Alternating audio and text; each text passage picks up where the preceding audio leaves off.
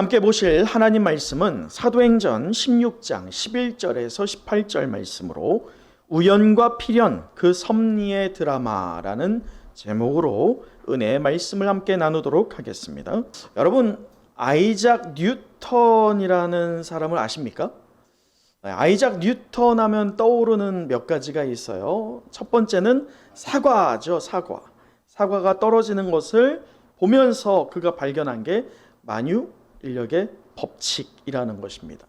또 연력학이라든지 또는 운동법칙이라든지 여러 가지를 만든 이가 바로 이 아이작 뉴턴이라는 사람인데요. 그에 대한 한 가지 일화를 먼저 나눠보고자 합니다. 이 하루는 이 뉴턴이요, 숙련된 기계공에게 이 태양계 모형을 만들도록 했어요. 한번 사진 보여주시겠어요? 이런 모양이었어요. 여러분, 지금 봐도 굉장히 세밀하죠. 저 태양계 모형을 만들었는데 이 모형을 만들고선 어느 날 이 무신론자 과학자 친구가 뉴턴을 방문했습니다.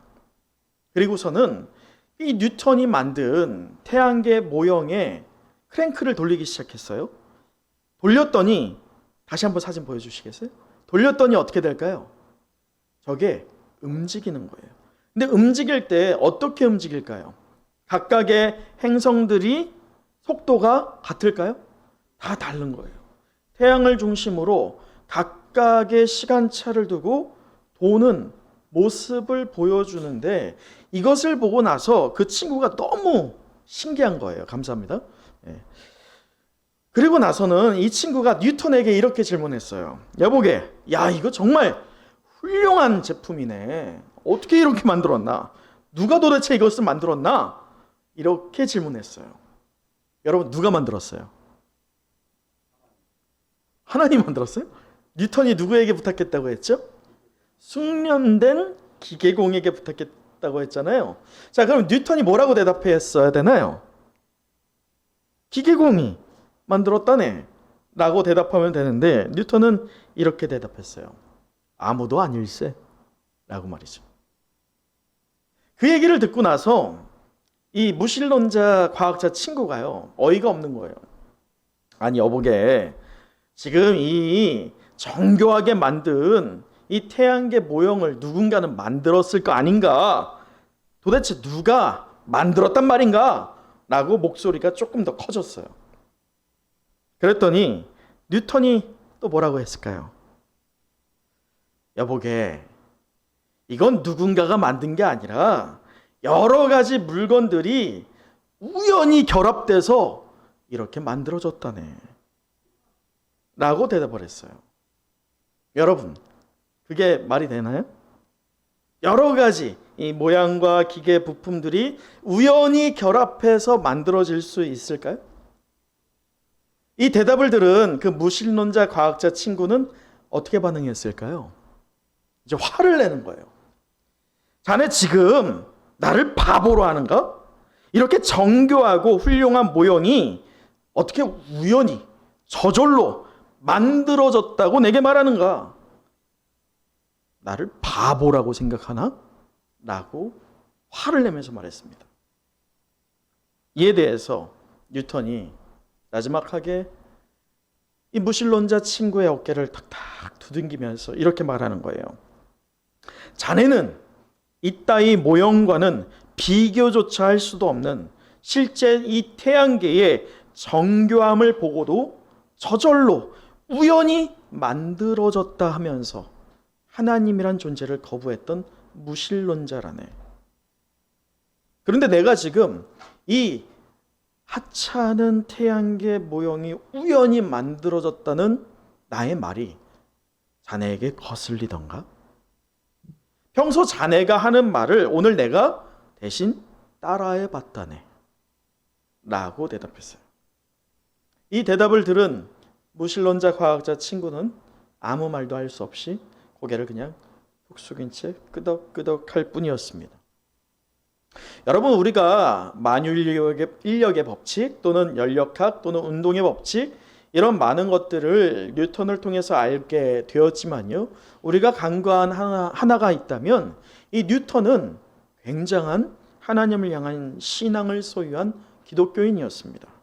그가 그의 저서 프린키피아라고 하는 책에 이렇게 기록했어요. 제가 읽어드릴게요. 나는 과학자로서 늘 천체 만환경을 통해서 하늘의 별들을 관찰합니다. 그러나 동시에 자주 골방에 들어가 천체를 지으신 하나님 앞에 무릎을 꿇습니다. 그러면 세상 그 어떤 만환경으로도 볼 수 없는 하늘 영광을 보게 됩니다. 기도는 보이지 않는 세계를 보게 하는 내 영혼의 만환경입니다. 라고 고백한 아이작 뉴턴이었습니다. 그는 인생의 말년에 이렇게 고백했어요. 하나님은 영원 무궁하신 분이시다. 라고 말이죠. 할렐루야. 여러분, 그렇습니다. 우리가 인생을 살다 보면요, 수많은 우연들이 우리에게도 있어요. 갑자기 발생된 좋은 일들, 우연일 수 있죠. 반대로 갑자기 발생된 어떤 일들? 안 좋은 일들, 이것도 우연일 수 있어요. 우리의 삶에 이처럼 복잡하고 다양한 우연의 일들이 겹겹이 일어납니다.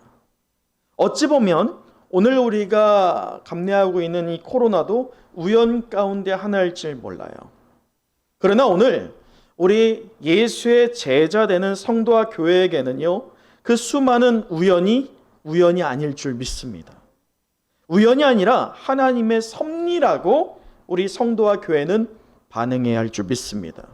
우연이라 여겨지는 일들이 그저 어쩌다 갑자기 발생된 것으로 치부해 버리는 것이 아니라 내 인생을 역사하시는 하나님의 뜻, 하나님의 계획으로서의 하나님의 섭리로 보는 것, 그것이 온전한 믿음일 줄 믿습니다. 오늘 은혜와 성령이 함께하는 우리 은성의 모든 영가족들이 온전한 믿음을 회복하여서 하나님은 영원 무궁하신 분이시다라고 고백하였던 아이작 뉴턴의 고백처럼 우리 역시나 우리의 삶의 자리에서 오늘의 예배를 시작으로 하여 신앙의 고백을 하기를 간절히 축복합니다. 주의 참 제자 되는 예수의 제자 되는 우리 은성의 성도 여러분 기억하시나요? 우리 지도를 보면서 한번 보도록 하죠.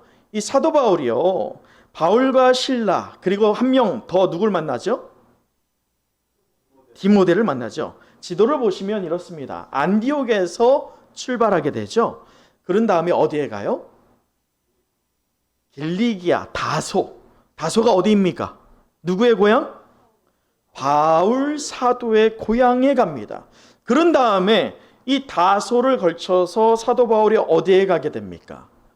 바로 루스드라, 그가 돌에 맞아 죽을 수 있었던, 죽기 바로 직전까지 갔던 그곳에 가게 되죠. 그곳에서 복음을 다시금 증거하게 되는데 그 이후에 그는 이고니온을 가게 됩니다. 그래서 1차 전도 여행의 여행지들을 보면서 저렇게 길리기아를 지나서 지금 지도에서 보는 것처럼 루스드라, 이고니온, 더베, 그리고 비시디아, 안디옥, 이 지역을 제가 어떤 지역이라고 했어요? 어떤 지역? 갈라디아 지역. 따라하세요. 갈라디아 지역. 갈라디아 지역을 사도 바울이 전도했지만 그가 어디에 본래 전도를 이어서 가고 싶어 했습니까? 아시아였죠. 근데 아시아에 어떻게 돼요? 거부당합니다. 왜요? 누가 거부합니까? 성령께서 아시아에 가는 것을 거절합니다. 강하고 아주 강력하게 반대하지요. 성령께서 말입니다. 그래서 이 사도 바울이 갈라디아 지역에서 어디로 가느냐? 무시아라고 하는 지역에 가죠. 무시아라고 하는 지역에서 본래 사도 바울이 어딜 가고 싶어 했어요? 저 윗지방에 있는 비두니아를 가고 싶어 했습니다. 보라색 지역에 있는 비두니아 말입니다.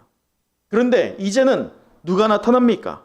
예수의 영이 나타나셔서 그에게 거절을 또 하시는데 이 예수의 영이 하나님의 어떤 특별한 뜻 또 섭리를 내포한 금지로서 가지 말라는 것을 뜻하게 되죠. 자, 그래서 우리가 지난주 본 것처럼 사도 바울이 이제 아시아도 갈 수 없고 비두니아도 갈 수 없어요. 막다른 길로 몰아가셨어요. 그 막다른 길이 어디예요? 드로아에 갈 수밖에 없는 상황이에요. 그런데 이 드로아라고 하는 곳에 도착해서 이제는 또 무엇이 나타납니까? 하나님께서 무엇을 보게 합니까? 환상을 보게 합니다. 그래서 그 환상에서 어떤 환상이었어요? 마게도냐 한 사람이 이 사도 바울을 향해서 뭐라고 합니까? 마게도냐로 건너와서 우리를 어떻게 하라? 도우라. 우리를 도우라. 이게 어떤 육체적으로 도우라는 거예요? 우리를 어떻게 하라는 거예요? 우리를 구원시키라. 우리를 하나님의 예수 그리스도의 복음의 능력으로 자유케 하라. 그것을 선포하라. 라는 것을 요청하는 환상을 보게 되었어요. 여러분, 우리가 지난주 이렇게 보았던 상황을 보면 사도 바울이 그의 계획, 그것이 몇 차례 거절됐어요? 3차례. 성령을 통해서, 예수의 영을 통해서, 환상을 통해서 그가 계획했던 모든 것들이 철저히 거절당합니다. 그러면서 그가 하나님의 뜻에 자신의 계획을 맞춰가게 되죠. 그 결과 그는 이 마게도니아로 가기를 힘쓰게 되는데, 여러분, 이것을 하나님의 섭리라는 것을 제외하고 한번 생각해 볼까요?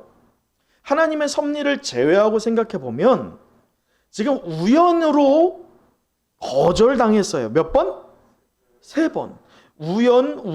우연히 지금 거절당했다는 거예요. 육의 안목으로 보자면 이런 어떠한 우연들의 결과일 뿐입니다. 하나님의 섭리라고 하는 믿음의 요소를 제외하고 보자면 말이죠. 자, 우연으로 만약에 이렇게 거절됐다라고 하면 우리는 보편적으로 어떻게 반응합니까? 재수 없네. 운이 없네. 이렇게 반응하죠. 그래서 그저 어쩌다 갑자기 발생된 것으로 생각하고 덮어버릴 수 있습니다. 사도 바울 무리도 그럴 수 있었어요. 그러나 우리가 말씀을 본 것처럼 사도 바울이 이것을 우연의 연속으로 그냥 갑자기 어쩌다 발생된 일들로 치부합니까? 그러지 않았어요. 그는 이 우연을 우연이라고 보지 않고 어떻게 반응합니까? 무엇으로 보게 됩니까? 하나님의 섭리다라는 것으로 보게 됩니다. 하나님의 뜻, 하나님의 계획, 하나님의 섭리로 보게 되죠. 그 결과로 그는 마게도냐 가기를 힘쓰는데, 우리 지난주 본문이었던 10절을 함께 읽어보도록 할까요? 10절입니다. 시작. 바울이 그 환상을 보았을 때 우리가 곧 마게도냐로 떠나기를 힘쓰니 이는 하나님이 저 사람들에게 복음을 전하라고 우리를 부르신 줄로 인정함이로라. 여러분, 이렇게 마게도냐로 가는 사도 바울은요, 그의 믿음의 역량이 한 단계 더 어떻게 되는 거예요? 더 성장하는 거예요. 우연이 아니라 하나님의 섭리로 보니까 그의 믿음의 역량이 성장하는 것이죠. 여러분, 그러면서 여기 우리가 흥미로운 점 한 가지가 있어요. 10절을 다시 한번 보면 이래요. 바울이 그 환상을 보았을 때 뭐라고 나와요? 우리가라고 나와요. 그전에는 어떻게 나왔을까요? 시점이 변하고 있어요. 그 전에는 어떻게 표현을 하나요? 바울이 또는 바울 전도단을 향하여서 그들이 이런 식으로 표현하거든요. 시점이 그 또는 그들로 쓰였던 시점이요, 지금 어떻게 바뀌어요? 우리가로 바뀝니다. 왜 그럴까요? 우리가, 사도행전의 저자가 누구예요? 지금 누가 포함이 된 걸까요? 힌트를 드렸죠? 누가가 포함이 된 거예요. 이때까지는 누가가 제3자적인 입장에서 기록을 하였다면, 지금 누가가 이제는 이 전도대 안에 구성원으로 들어와서 하나님께서 우연이 아니라 섭리로 이루어 가시는 일들을 직접 누가 경험한 거예요? 누가가 경험한 거예요. 누가가 자기가 경험한 것을 기록하는 겁니다. 여러분, 다른 사람이 경험한 것을 기록한 것이 더 능력이 있을까요? 내가 친히 경험한 것을 기록하는 게 능력이 있을까요? 여러분, 우리가 오늘 이 시대에 누가가 기록하였던 사도복음에 자신이 경험하였던 것을 써 내려갔던 그 감격함이 오늘 우리에게도 있기를 간절히 소망합니다.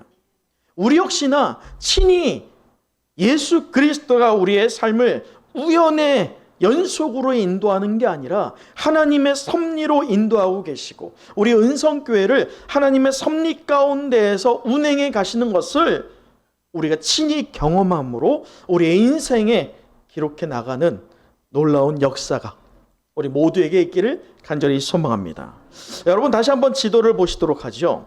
오늘 드로아에서 배를 타고요, 유럽으로 향하고 있는 항로는요 아주 좁아요. 요 지도를 보시면 6번에서 7번을 보세요. 드로아에서 우리 어디로 가느냐, 11절을 제가 읽어드리면 이래요. 우리가 드로아에서 배를 떠나 어디에 가요? 사모드라게라고 하는 섬으로 갑니다. 여러분, 생각해 보세요. 이 지도를 참 보세요. 이 지도의 다음에 어디냐, 11절을 다시 보면 이튿날 어디로 갑니까? 네아폴리라는 곳으로 갑니다. 네아폴리. 자, 지도를 잘 보세요. 굳이 왜 사모드라게라고 하는 섬을 끼고 갔을까요? 이 드로아에서 네아폴리로 바로 가면 되잖아요. 사도 바울이 굳이 사모드라게라고 하는 섬을 끼고 돌아갑니다. 그런데 지금 사모드라게라고 하는 곳에서, 그 섬에서 네아폴리라고 하는 곳까지 가는데 얼마나 걸렸다고 11절에서 밝힙니까? 이틀이 걸렸어요. 이틀이 걸렸어요. 그런데 나중에 사도 바울이 복귀할 때, 이 전도 여행을 마치고 다시 안디옥으로 복귀할 때 어떻게 되느냐? 우리 사도행전 20장 6절을 한번 보도록 할까요? 사도행전 20장 6절이에요. 이렇게 기록합니다. 우리는 무교절 후에 빌립보에서 배를 떠나 몇 세 만에? 닷새 만에 어디에 도착해요? 드로아. 지금 네아폴리까지 가던 사도 바울이 이 사모드라게에서 며칠이 걸렸다고요? 이틀이 걸렸던 길을 돌아올 때에는 며칠이 걸려요? 5날이 걸렸다는 거예요. 여기서 우리가 참작해 보면 이 네아폴리로 가는 과정에서 사모드라게라고 하는 섬을 걸칠 수밖에 없는 게, 이곳이요 굉장히 폭으로는 되게 좁아 보이잖아요. 지도상으로는 그냥 훌쩍 건너 버릴 수 있을 것 같아요. 근데 이게 이 해협이 약 250km 정도의 거리가 있습니다. 이게 좁은 해역이에요. 여러분, 좁은 해역이라고 하면 어떤 일이 있을까요? 물살이 있어요. 아주 짧은 거리일 수 있지만 실제로는 저 당시에 사람이 죽을 수 있는 위험한 항로입니다. 이틀밖에 걸리지 않았다라고 해서 출발할 때는 분명히 하나님께서 강권에서 인도하시기 때문에 짧게 걸렸을지 모르지만 보통 돌아올 때 우리가 말씀에 사도행전 20장 6절에 본 것처럼 며칠 정도 걸렸어요? 5일이 걸렸어요. 이거를 보듯이 그 길이 짧은 길이었지만 굉장히 험난했다는 것을 우리는 엿볼 수 있습니다. 그래서 이때 당시 여러분 또 생각해 보면 어떤 배였을까요? 지금 우리가 울릉도 공항이 이제 생기잖아요. 저는 울릉도 아직 한 번도 안 가봤거든요. 왜냐, 교회를 섬기다 보니까 울릉도도 사실 사람들 말로는 천운이 있어야 된대요. 울릉도에 도착해야 땅을 밟는 게 말이죠. 왜냐면 가다가 안개 끼면 어떻게 돼요? 못 들어간대요. 들어갔다가도 안개 끼면 어떻게 돼요? 못 나와요. 그러다 보니까 울릉도를 가는 게 쉽지 않다라고 해서 아직 저도 한 번도 못 가봤거든요. 근데 울릉도 지금까지는 어떻게 갑니까? 배로 가요. 얼마나 걸리죠? 한 2시간 반 정도 걸려요. 그런데 쾌속선이에요. 굉장히 빠르죠. 자, 그렇다면 사도 바울이 지금 사모드라게에서 네아폴리로 가는 이 좁은 해역 250km 정도 되는 이 좁은 해역을 쾌속선으로 갔을까요? 어떤 배였을까요? 아주 작은 돛담배였어요. 손으로 젓는 배였어요. 죽음을 불사하고 가는 거예요.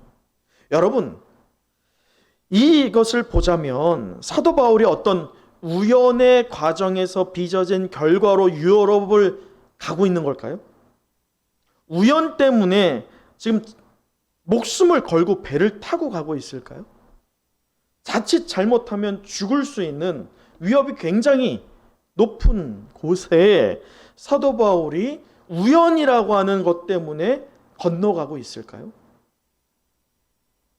사도 바울은요, 우연이 아니라 이 모든 과정을 역사하시는 하나님의 뜻, 하나님의 계획으로서의 하나님의 섭리로 이 우연을 우연이 아닌 하나님의 섭리로 보았기 때문에 그가 기꺼이 목숨을 걸 수 있었다는 것을 우리는 엿볼 수 있습니다. 그렇습니다. 이 사도 바울을 비롯한 바울 전도단은 하나님의 섭리 가운데 무엇한 거예요? 그러면 순종한 거예요. 섭리를 볼 수는 있어요. 섭리를 경험할 수는 있어요. 그러나 섭리대로 사는 것은 다른 문제입니다. 섭리에 순종하는 것은 전혀 다른 문제예요. 사도 바울은 지금 하나님의 섭리의 과정에 무엇했다고요? 순종했어요. 사랑하는 은성의 영가족 여러분, 우리를 향한, 우리 가정을 향한, 우리 은성교회를 향한 하나님의 섭리가 있을 줄 믿습니다. 그 하나님의 섭리는 결코 우연에서 빚어진 결과가 아닐 줄 믿습니다. 하나님의 뜻, 하나님의 계획이 담겨 있는 것이에요. 근시안적으로 바로 앞을 향하여서 내다보는 게 아니라 더 넓은 안목으로, 하나님 나라를 사모하는 안목으로 보았을 때에 지금 당장의 모습이 아닌 먼 훗날 우리를 향하여서, 또 우리 가정을 향하여서, 우리 교회를 향하여서 하나님의 뜻과 계획이 하나님의 섭리 가운데 운행해 나가고 성장해 나가길 간절히 사모합니다. 순종의 결과로 그렇게 된다는 것이에요. 그러기에 우리가 무엇을 해야 합니까? 순종해야 할 줄 믿습니다. 순종하는 우리 은성의 모든 영가족 되길 간절히 소망합니다. 여러분, 지도를 또 보시면 이렇게 순종의 결과로 드로아에서 사모드라게, 그리고 네아폴리까지 간 이 사도 바울의 전도대가 이제 마지막 어디에 당도하게 됩니까? 빌립보라고 하는 곳에 당도하게 되는데, 우리 말씀 12절을 함께 읽어보도록 하죠. 12절입니다. 시작. 거기서 빌립보에 이르니 이는 마게도냐 지방의 첫 성이요 또 로마의 식민지라. 이 성에서 수위를 요하다가, 여러분, 이 네아폴리에서 지도를 보시면 서북쪽으로 약 16km, 사실 멀진 않아요. 걸어가면 좀 거리가 되겠지만 오늘 우리의 개념으로 보면 그렇게 먼 거리는 아니죠. 서북쪽으로 16km의 빌립보라고 하는 곳에서 사도 바울이 이제 말씀을 증거하게 됩니다. 여러분, 그런데 여기에서 뭐 전체 누가가 자세하게 기록하진 않지만 네아폴리에서 전도를 할 수도 있었고 또는 사모드락에서도 전도를 할 수 있었지만, 물론 전도를 했겠지만 이 사도행전을 기록한 저자 누가가 그것을 자세히 기록 안 합니다. 어디에서 복음 전하고 있는 것을 자세히 기록합니까? 빌립보예요. 왜 그럴까? 이 빌립보가 과연 어떤 곳이길래? 여러분, 12절에 보는 것처럼 마게도냐 지방의 어떤 성이에요? 첫 성이에요. 이 네아폴리나 사모드락에 물론 사람들이 있었겠지만 사람들이 전략적 요충지로서 대규모의 사람들, 그 사람들이 살고 있는 성의 규모는 아니었다는 거예요. 마게도냐 지방에서 첫 성으로서의 빌립보라고 하는 곳을 사도 바울은 분명히 타겟을 삼게 됩니다. 그런데 12절을 계속 보면 이 마게도냐 지방의 첫 성이요 또 로마의 무엇이라고 해요? 식민지다라고 하는데, 이 빌립보는요 로마의 식민지로서 분명히 이 사도 바울이 어떤 의도성을 가지고 빌립보라고 하는 지역을 타겟으로 삼았는데, 이 빌립보는요 로마의 식민지로서 이 빌립보가 지도에서 보는 것처럼 이쪽 아시아를 제외하고 이제 유럽이죠. 왼쪽을 보면, 여러분이 보고 있는 지도의 왼쪽을 보면 저렇게 이쪽 바다 에게해 옆쪽이 유럽인데, 그 유럽의 첫 성이 빌립보인데, 이 빌립보를 선택한 이유는 이곳에 무엇이 있느냐? 이곳에 이그나티우스 대로라는 것이 있어요. 제가 지난주에도 말씀을 드렸죠. 이그나티우스는 황제의 이름입니다. 이그나티우스 대로가 뭐냐면, 이그나티우스라고 하는 로마의 황제가 정복 전쟁을 일으켰어요. 그래서 이 열방을 통치해 나가게 되죠. 그럴 때 정복 전쟁에 있어서 쌍으로 나갔다는 게 무엇이라고 했습니까? 제가 도로를 개설했다고 했죠. 도로를 통해서 그 도로를 만들어서 정복 전쟁에 굉장히 이로움을 가져왔다고 했는데, 이 유럽 땅에서 이그나티우스 대로가 시작되는 그 시점이 어디일까요? 그것이 바로 빌립보예요. 그것을 보자면 사도 바울이 현재 그가 복음을 전함에 있어서 선하게 사용하였던 것이 무엇이냐? 바로 로마의 대로였어요. 왜냐하면 로마의 대로는 사방으로 뻗쳐나갈 수 있었거든요. 그래서 로마의 대로를 통해서 사도 바울이 복음의 영역을 굉장히 확장시키는데 이로움을 가져왔죠. 그런데 어찌됐든 오늘 말씀에서의 빌립보가 이그나티우스 대로라고 하는 그 시발점의 역할을 담당하였던 아주 당시에 고도로 발달된 성이었습니다. 또 로마적인, 이미 로마에 속국이 되었기 때문에 로마의 영향도 많았고, 그래서 여러 가지 발달됐고 자유의 도시다라고 일컬어졌던 것이 바로 빌립보예요. 자, 그런데 말씀을 보도록 하죠. 우리 다시 한번 12절을 읽어보도록 할까요? 12절입니다. 시작. 거기서 빌립보에 이르니 이는 마게도냐 지방의 첫 성이요 또 로마의 식민지라 이 성에서 수의를 요하다가. 여러분, 지금 로마의 첫 성인 빌립보에서 사도 바울이 수의를 유했다라고 합니다. 그러면서 13절을 보세요. 안식일에 우리가 기도할 곳이 있을까 하여로 시작하죠. 자, 여러분, 이 단락 안에서 우리가 하나를 주목해 봐야 됩니다.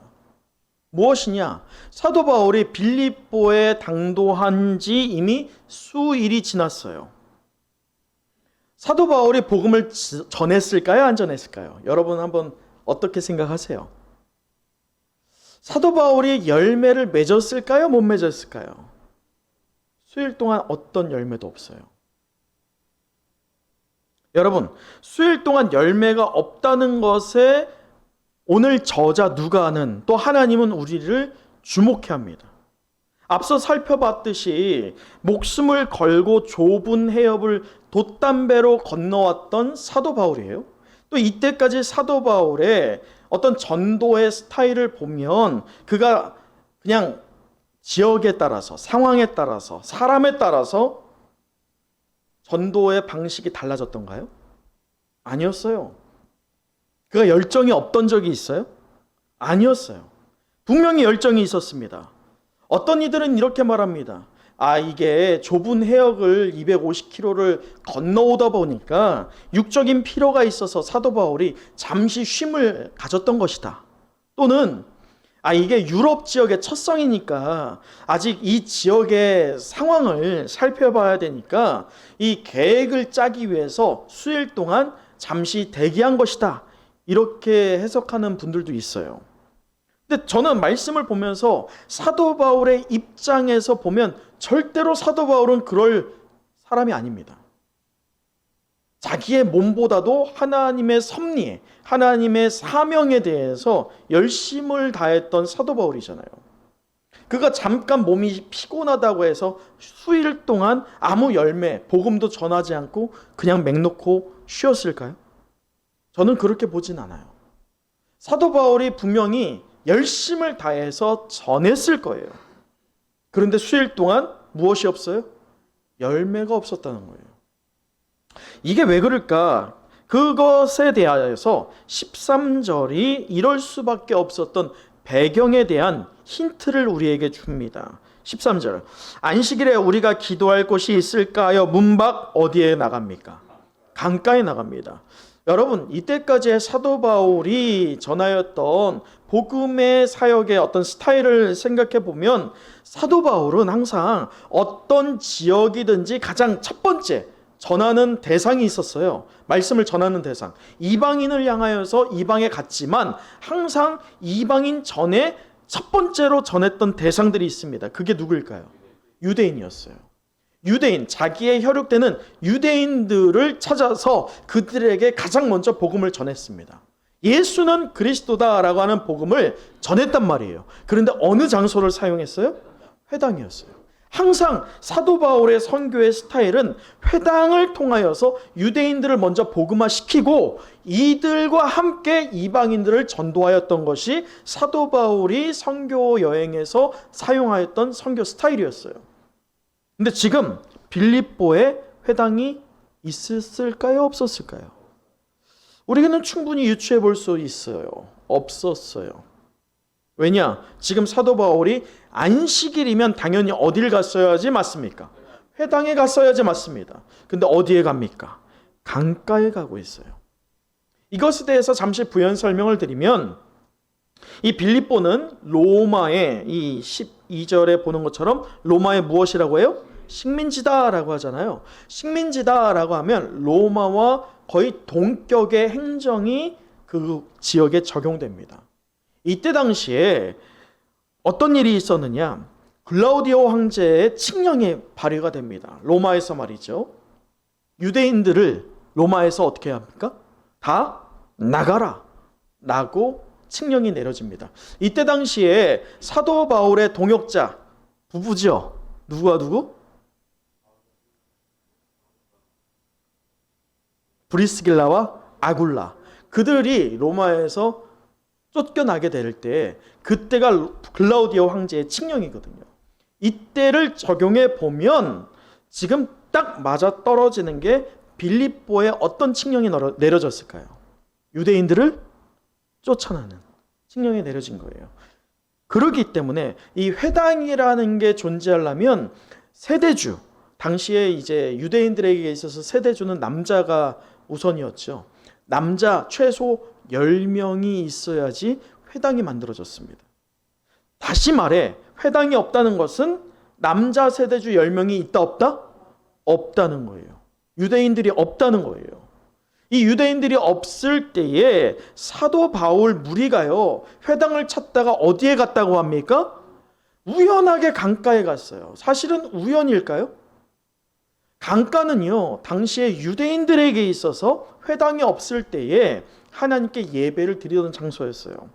사도 바울은 어떤 기대감으로 우연하게 강가에 갔겠죠. 유대인들이 있을까 하고 갔을 겁니다. 자, 거기에서 누구를 만납니까? 말씀을 다시 한번 보도록 하죠. 13절입니다. 함께 읽겠습니다. 시작. 안식일에 우리가 기도할 곳이 있을까요? 문밖 강가에 나가서 거기에 앉아서 모인 여자들에게 말하는데. 여러분 누굴 만나요? 여인들을 만나요. 우연히 문밖 강가로 향했는데 그곳에서 우연히 강가에서 모여서 기도하고 있는 여인들을 만납니다. 여러분 강가에 여인들이 왜 있었을까요? 빨래. 우리나라도 과거에 강가에 하면 뭐가 있어요? 물 기른 사람들도 있지만 빨래를 많이 하잖아요. 빨래를. 여인들이 빨래를 하고 있었어요. 여러분 한번 생각해 보세요. 유럽 선교를 위해서 목숨을 걸고 좁은 해협을 건너온 사도 바울입니다. 돛담배 하나로 건너왔어요. 이곳에 오기 위해서 그가 얼마나 힘썼던가요? 그런데 지금 그 시작이 너무나 초라해요. 그 장소가 회당이 아니라 어디예요? 너무 초라한 강가예요. 또 그 상대가 누구입니까? 유대인이라고 하였을 때에 그 세대주대는 남자들이 어떤 역량을 펼쳤다라고 한다면 지금 사도 바울 무리가 마주하고 있는 또 복음을 증거하고 있는 대상은 남자들이 아니었어요. 이 시대에 주목받지 못하였던 여자들이었습니다. 초라한 환경이었고 아주 초라한 상황을 마주하고 있는 사도 바울 무리입니다. 이것을 우리의 육의 안목으로 보면 이러려고 이 고생했나? 이 생각이 들 수 있어요. 이런 환경, 이런 상황에서 무슨 열매가 있을까? 무슨 선한 게 있을까? 라고 반응할 수 있었습니다. 아주 초라한 환경이고 초라한 상황이죠. 그러나 여러분, 지금 이것이 유럽 선교의 시작이었다는 것을 잊지 마십시오. 우연으로 보여지는 상황들 가운데 분명하고 명확한 하나님의 뜻과 하나님의 계획으로서의 하나님의 섭리를 누구는 분명히 알고 있었어요? 사도 바울은 알고 있었어요. 내가 전하고 있는 저 여인들이 무슨 영향이 있을까? 저 여인들에게 전해봐야 어떤 변화가 있을까? 그렇게 생각할 수 있는 충분한 여지가 있음에도 불구하고 사도 바울은 우연히 강가로 나갔고 우연히 만난 그 여인들이 우연의 결과물이 아니라 무엇이라고 받아들였다고요? 하나님의 섭리로 받아들였습니다. 그럴 때 여러분 놀라운 일이 일어납니다. 말씀 14절을 보면 두아디라 시에 있는 자색 옵간 장사로서 하나님을 섬기는 루디아라 하는 한 여자가 말을 듣고 있을 때 주께서 무엇을 하십니까? 그녀의 마음을 여십니다. 그 하찮아 보이는 상황, 초라해 보이는 그 환경 가운데에서 루디아라고 하는 그 여인의 마음을 하나님께서 여십니다. 그리고서는 그를 통하여서 믿음이라는 것이 생겨나게 되죠. 이미 자기 고향 이 두아디라라고 하는 곳에서 아마 회당을 통해서 하나님이 어떤 분인지에 대해서 받아들인 자였음에 분명합니다. 근데 그가 하나님께서 그의 마음을 여시자 사도 바울이 전하고 있는 예수는 그리스도다라고 하는 복음이 그의 삶을 지배합니다. 그의 삶을 지배할 때 그로써 끝났던가? 아니었어요. 하나님의 역량, 하나님의 섭리는요, 어떤 개인에게 분명히 임하지만 개인에서 끝나지 않습니다. 한 번도 그런 적이 없어요. 개인에게 시작하여서 그 가정으로 또 가정에서 지역으로 확장시켜 갔는데 말씀을 보도록 하죠. 15절. 그와 그 집이 다 무엇을 받습니까? 여러분 이 장면 우리 분명히 이전에 다른 인물을 통해서 한번 경험한 적이 있어요. 이방인이었지만 그가 예수는 그리스도다라고 하는 복음을 들었을 때에 그가 주저없이 그뿐만 아니라 그의 가정까지도 세례를 받았었습니다. 그래서 교회를 탄생시켰죠. 그가 누구입니까? 바로 고넬료입니다. 여러분 보이십니까? 하나님의 섭리는요 동일하게 움직이셔요. 하나님은 개인을 먼저 변화시키시지만 그 개인에게서 멈춰지지 않았다는 것입니다. 그 개인을 통해서 가정 모두의 구원을 이뤘다는 것입니다. 또 그 가정을 통하여서 어떻게 했느냐? 여러분 이곳이 훗날 빌립보 교회가 되는 거예요. 그 가정이 교회로 성장하게 되는 놀라운 하나님의 섭리 가운데 사용되었다는 것, 이것이 우리의 인생에서 가장 큰 영광일 줄 믿습니다. 여러분도 이렇게 기도하세요. 하나님, 나를 먼저 하나님의 섭리 가운데에서 분명하고 명확한 온전한 믿음이 회복되게 도와주시고 그 믿음이 나로부터 나의 가족 구성원에게 흘러가게 하시고 나의 가정이 그냥 이 세상에서 만모니즘 가운데 잘 먹고 잘 사는 것 그것으로 끝나는 것이 아니라 나의 가정을 통하여서 하나님 나라가 완성되길 간절히 소망합니다 라고 기도할 때면 하나님께서 여러분을 또 여러분의 가정을 통하여서 하나님 나라를 든든히 세워가게 될 것을 믿습니다. 여러분, 우리도 현재 코로나로 인하여서 예배당에 겨우 10명 모여서 예배를 드리고 있는 상황에 처해 있습니다. 육신의 안목으로 보면 이런 환경에서 이런 상황에서 뭐가 있을까? 어떤 열매가 있을까? 이런 생각이 왜 안 들겠어요? 죄송합니다. 담임 목사로 세워진 저 역시나 이 4단계가 한 달 더 연장되었다라고 하는 소식을 들으면서 이러려고 왔나? 이런 생각이 들기도 했어요. 그런데요, 하나님께서는 이내 회개시키셨어요. 여러분 잊지 마십시오. 광야에 길을 내시고 사막에 강을 내시는 분이 우리가 아니에요. 하나님 되실 줄 믿습니다. 내일 일은 내일에 맡기는 거예요. 하나님께 맡기는 거예요. 우리가 아무리 고민하고 걱정하고 눈물을 흘려봐야 변할 것은 전혀 없습니다. 그러므로 우리가 진리의 공동체라고 한다면 절대 잊지 마십시오.